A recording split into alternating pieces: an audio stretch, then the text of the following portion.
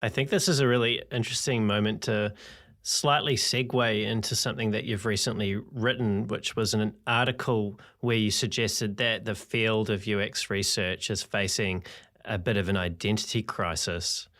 What is that crisis, and why have you been thinking about this lately? Ooh, so we've been talking about this crisis using, or the identity crisis using the word democratization, which is not necessarily the, as a UX writer, maybe not the best way we could be talking about it, but it's the way the conversation has already been happening. So it's the word I'm going to use here as well. So a lot of the discussion in UX research over the past several years has been about the tension between, or the perceived tension between enabling anyone in a company who wants to conduct their own UX research and kind of preserving the rigor and prestige almost of UX research as a function. And I think these get talked about as though they are mutually exclusive.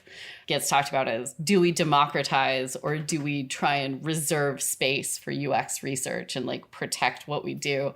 I started getting frustrated by that conversation because a lot of what I was doing at Zapier was literally just both those things.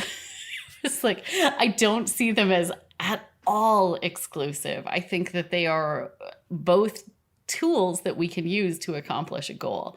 I have this long rant about tools, higher order tools and goals. And the way that we always wind up talking about things is at the higher order tool space when we really need to get up here and talk about goals. Like democratization of research isn't an end goal.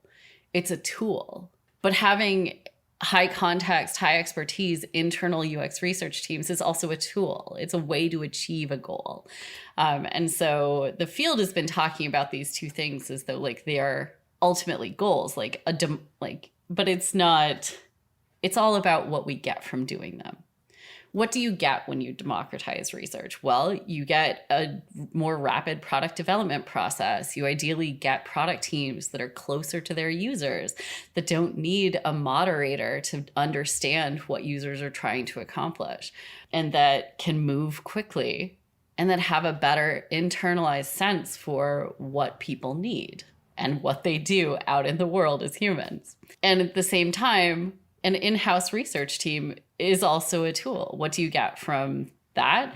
Well, you get people who can go out, deeply understand, and create foundational insights that you can use to apply to your company's strategy and direction for years and years to come.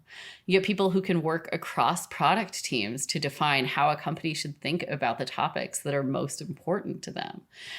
These are both incredibly useful things, but they're the means to an end. The end is providing what people need in the world to get their work done.